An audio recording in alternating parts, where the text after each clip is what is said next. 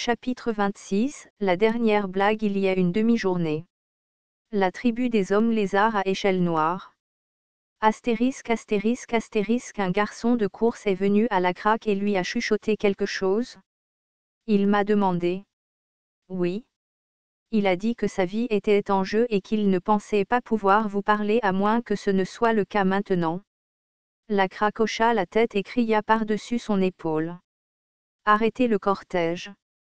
Tandis que la craque criait, chaque guerrier homme lézard au milieu des autres processions répétait ces paroles à tous les autres hommes lézards. Arrêtez le cortège.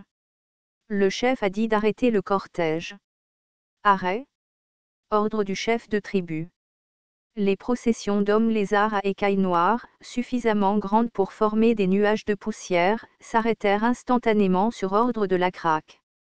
La craque s'assit au sommet d'un grand oiseau monstrueux et regarda les processions s'arrêter séquentiellement.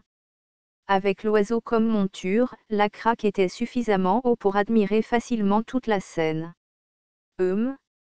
Ceux qui n'avaient jamais rencontré la craque ne le sauraient pas, mais les hommes lézards aux écailles noires n'avaient pas complètement échoué à apprivoiser les cocatrix. Le grand et monstrueux oiseau était une cocatrice mesurant plus de 3,5 mètres de haut, et la craque était le seul individu à avoir réussi à en apprivoiser une. On pourrait penser qu'il est dommage qu'il n'y ait qu'un seul cas particulier, mais c'est grâce au succès de l'apprivoisement du grand et monstrueux oiseau que sont nés les quorkas. La craque dit au garçon de course. Dites à la trappe étoile que je serai bientôt là. Bien. Dites-lui également de rester en vie d'ici là. Le garçon de course sourit et répondit. D'accord. Alors que la craque descendait du grand et monstrueux oiseau, Daol, qui le suivait, descendit de sa quorka et demanda. Qu'est-ce qui ne va pas? Apparemment, la trappe étoile veut me voir. Il dit également que sa vie est en jeu. Oh. Alors nous devrions nous arrêter ici pour aujourd'hui. Et la craque hocha la tête tandis que la voix de Zaol s'éteignait. Ce vieux sage a correctement prédit les jours à venir ainsi que les siens, donc je pense qu'il aura encore raison cette fois. Je te laisse la préparation des funérailles, Yur. D'accord. Ce sera une triste nuit. Répondit Yur. La craque donna à Yur un ordre séparé et se dirigea vers le receveur d'étoiles. Astérisque, astérisque, astérisque. Le vieil homme lézard avait fait beaucoup pour la craque et les hommes lézards à l'échelle noire. Il portait plusieurs noms moins vieux vagabonds, aînés, hommes lézards un moins armés, guides, ainsi que chasseurs d'étoiles moins parce qu'il refusait de répondre à un seul nom. Mais maintenant, il était plus communément appelé l'Ancien par les membres de la tribu. Le chasseur d'étoiles avait d'abord conduit la craque et son clan depuis la colline avec la tour jusqu'à l'endroit où les hommes grenouilles s'étaient initialement installés, et après cela, il a dirigé les vers des endroits plus éloignés. La craque avait appris de lui à regarder les étoiles, alors les deux parlaient toujours d'étoiles. Le chasseur d'étoiles a même nommé les étoiles pour que d'autres puissent également apprendre, et par conséquent, les guerriers, les herboristes et les éleveurs de buffles ont tous appris à lire les étoiles pour éviter de se perdre. Avant, les hommes lézards avaient toujours appris à connaître la terre et croyaient que la terre leur fournissait tout, et ils n'étaient donc pas très désireux d'apprendre des choses sur le ciel. Mais au fil du temps, ils se sont rendus compte que la connaissance du ciel était utile. Ceux qui s'étaient éloignés de la tribu et s'étaient perdus ont retrouvé leur chemin en regardant les étoiles, et ceux qui voulaient dormir au bord des rivières ont regardé à quelle hauteur les oiseaux volaient, et grâce au mouvement des étoiles, les hommes lézards ont pu savoir quand les fleurs ont fleuri et quand les plantes se sont fanées. Les hommes lézards intelligents Black-Scaled voulaient acquérir plus de connaissances sur la Terre et le ciel, ils se rendaient donc chez le capteur d'étoiles pour discuter et explorer davantage l'origine des étoiles, comment les positions des étoiles avaient changé et comment elles changeraient à l'avenir. Et souvent, à la fin d'une autre journée bien remplie, la craque s'asseyait avec le receveur d'étoiles, fatigué mais avec un air langoureux sur le visage. La trappe étoile s'asseyait, le dos voûté mais les yeux brillants, et ils échangeaient des questions et des réponses entre eux. La Craque avait l'habitude d'offrir des cadeaux pour remercier la Trappe Étoile d'avoir continuellement enseigné sa sagesse aux jeunes hommes lézards, même s'il était vieux et fatigué, mais la Trappe Étoile refusait toujours les cadeaux d'un geste de la main. Comment pourrais-je accepter cela compte tenu de tout ce que le chef de tribu a fait pour moi? C'est toi qui m'as accepté même quand j'étais vagabond. Il n'y a rien pour quoi me remercier. Ce n'est pas seulement moi qui t'ai accepté, c'est toute la tribu. Alors c'est vrai que j'ai au moins une personne à remercier. Ce serait mieux si vous reprenez ce cadeau. Le receveur d'étoiles était doué avec les mots, et il était difficile pour la Craque de gagner une dispute avec lui. Cependant, la Craque était moins intelligent. Il cachait rapidement ses cadeaux dans la tente de la Trappe Étoile lorsque celui-ci ne regardait pas pendant leur conversation. Et lorsque la Trappe Étoile trouvait ses cadeaux et les rapportait à la Craque, lui demandant d'où ils venaient, la Craque disait qu'il n'en savait rien. Ils ont passé de nombreuses années à faire ces petites blagues. La Craque réalisa soudain que ces petites blagues allaient prendre fin, et il eut l'impression qu'une partie de son cœur se déchirait. Alors que la Craque entrait dans la tente de la Trappe Étoile, un herboriste, qui se trouvait à côté du lit de la Trappe Étoile, se leva. « Est-ce qu'il va bien ? Chef, l'aîné a vécu très longtemps et est maintenant très épuisé. » Les yeux mi-clos, la Trappe Étoile ouvrit la bouche et dit. « Et fatigué ?» L'herboriste hocha la tête. Elder a beaucoup étudié et enseigné à beaucoup de gens, il a voyagé ici et là, même dans des endroits où je ne suis jamais allé. Il a perdu un bras, a été expulsé et est resté longtemps solitaire. Il viendra toujours un moment où nous serons extrêmement épuisés. Pour autant que je sache, il n'existe qu'un seul remède à cette maladie. Dormir pour toujours? Oui. C'est vrai. La Craque hocha lentement la tête et admit ce qu'il n'avait pas voulu admettre. Bien. Si tu es d'accord, pourrais-tu rester? Je veux parler seul avec le chef.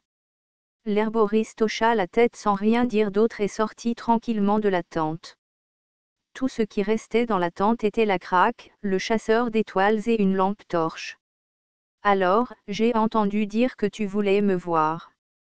Je voulais me livrer à une extravagance avant de partir. Qu'entendez-vous par extravagance? La Trappe Étoile répondit. Je ne suis pas sûr pour vous, mais je pense que le temps est très précieux. J'ai vécu ma vie sans cupidité et j'ai essayé de prendre le moins possible de ce qui appartenait aux autres, mais c'est mon dernier moment. Je voulais donc voler du temps aux hommes lézards les plus occupés de cette tribu. La Craque rit. C'est assez drôle. Mais je ne pense pas que tu m'aurais appelé juste pour une dernière blague. Tu as raison. Je voulais te voir parce que j'avais une question. N'importe qui d'autre que vous ne serait pas assez digne de répondre. Ça vaut le coup, hein? Considérez cela comme une question non pas pour le chef de tribu la Craque, mais pour le grand prêtre la Craque. Le premier élu est le plus proche de Dieu. Demandez loin. Le receveur d'étoiles semblait avoir du mal à se redresser et la Craque, qui ne savait pas trop quoi faire, l'aida. La Trappe Étoile se tenait à peine debout, même avec le soutien de la Craque. Il s'assit face à la Craque et regarda la Craque avec ses yeux troubles. La Craque retourna lentement à sa place et s'assit. La lueur des torches crépitait. Que se passe-t-il quand je meurs? La Craque resta silencieux. Il n'en était pas sûr non plus. Il y avait des histoires dont les gens parlaient. Au cours des dernières années, les hommes lézards à écailles noires avaient mené de grandes batailles et des guerriers étaient morts. Cependant, la Craque n'avait aucun moyen de savoir où étaient allés les morts. Il priait pour qu'ils se rendent dans un bon endroit lors de leurs funérailles, mais il n'était pas possible de savoir s'il allait réellement dans un bon endroit ou non. Du moins pas jusqu'à la mort de la Craque lui-même. Où serait-il allé? Est-ce qu'il rêve parce qu'il dorme? Un rêve éternel. Rêveraient-ils d'un rêve éternel où ils ne savent pas qui ils sont ni pourquoi ils sont là, et ne comprennent rien?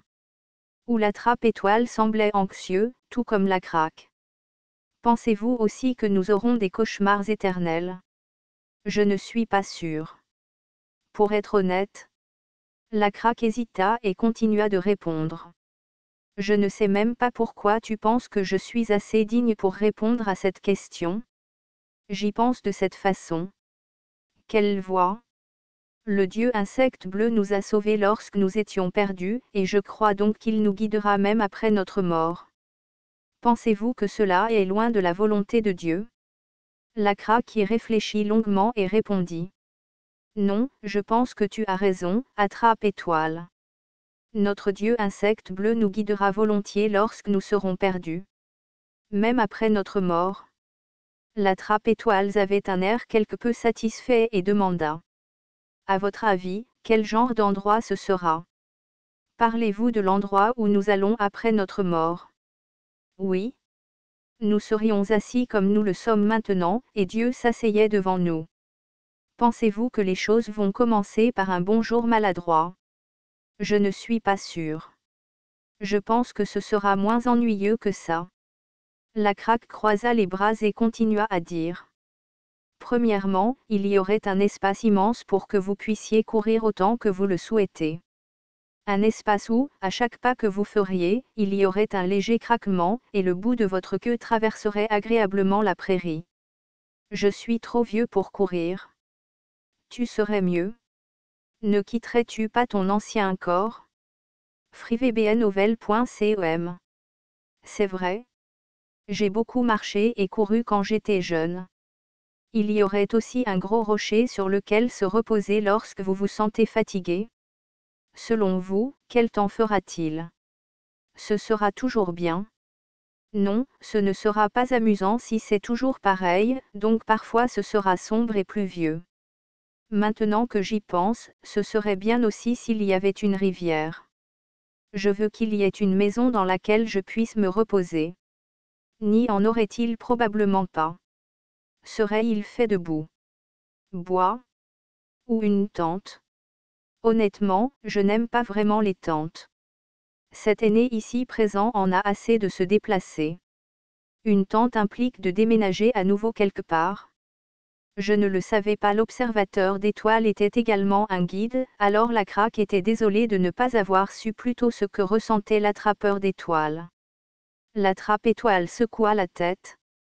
Cependant, j'ai trouvé un endroit où mon cœur peut s'installer, donc je n'aille aucune autre plainte de mon vivant. Après ma mort, c'est le problème. La maison que vous désirez sera là. Une maison solide qui ne bouge nulle part. Il peut s'agir d'une maison construite avec des pierres. Que pensez-vous de la nourriture? Vous pourrez probablement toujours manger autant que vous le souhaitez. Il semble que tout serait là. Je pense que je pourrais me sentir seul dans un grand endroit comme celui-là. La craque haussa les épaules. Seul?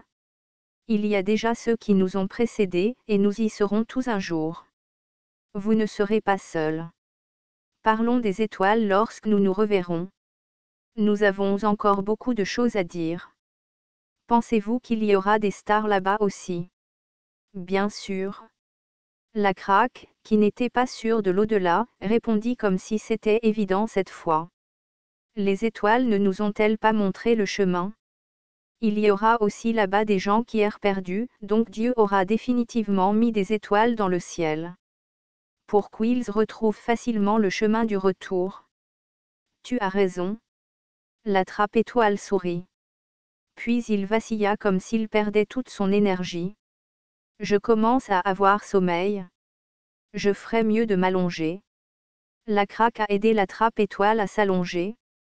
Puis il vit un papillon bleu se poser sur le dos de sa main. Oh! C'était un signe. Une réponse du dieu insecte bleu. Un signe de positivité. La craque sourit. Le dieu insecte bleu avait écouté leur conversation. Attrape-étoile, tu vois ça? La craque a lentement amené sa main devant les yeux de l'attrape-étoile pour que le papillon ne s'envole pas. Cependant, il n'y a eu aucune réponse de la part du capteur d'étoiles. Attrape-étoile. La craque était sur le point de secouer le corps de l'attrape-étoile, pensant qu'il était mort, lorsqu'il réalisa que l'attrape-étoile disait doucement quelque chose. Vous êtes toujours là? Demanda l'attrape-étoile. Je suis toujours là. C'est sombre. La Craque réalisa que la trappe étoile avait perdu la vue. La mort approchait pour lui. Oh, oh non. La Craque eut pitié. Le papillon bleu était connu parmi la tribu des hommes lézards à l'échelle noire comme un signe de positivité ainsi que de miracle.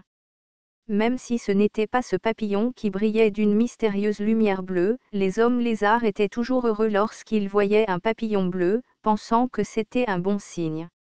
La trappe étoile le reconnaîtrait certainement aussi. La Craque était angoissé lorsqu'il se souvint soudain de la petite blague qu'il allait faire avec la trappe étoile. « Vous êtes toujours là ?» demanda la Craque. « Je suis. » La Craque murmura à l'oreille de la trappe étoile. « Je t'ai apporté un cadeau. » « Un cadeau ? » « Oui. Je vais le laisser ici. Vous envisagez de vous amuser à nouveau. Vas-tu encore refuser mon cadeau ? Je le trouverai tout de suite cette fois. » Murmura la trappe étoile et sourit. Alors que le dernier souffle de la trappe étoile atteignait le papillon bleu, celui-ci battit des ailes et s'envola de la main de la Craque. La Craque savait que c'était son dernier souffle. La Craque secoua légèrement le corps de la trappe étoile tout en l'appelant, et lorsqu'il confirma que la trappe étoile ne respirait plus, il appela l'herboriste. Le papillon bleu s'envola hors de la tente et continua de voler dans le ciel. Sur la tribu des hommes lézards à l'échelle noire alors qu'ils préparaient activement le campement et les funérailles. Puis le désert où le crépuscule était arrivé.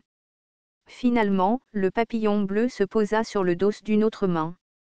C'était celui de Sangmoun. Que se passe-t-il lorsque vous mourrez dans le monde perdu ? Sangmoun savait bien quelle était la réponse. Les conditions pour créer l'au-delà sont remplies. Souhaitez-vous créer l'au-delà ? Oui, non. Sangmoun a cliqué sur oui.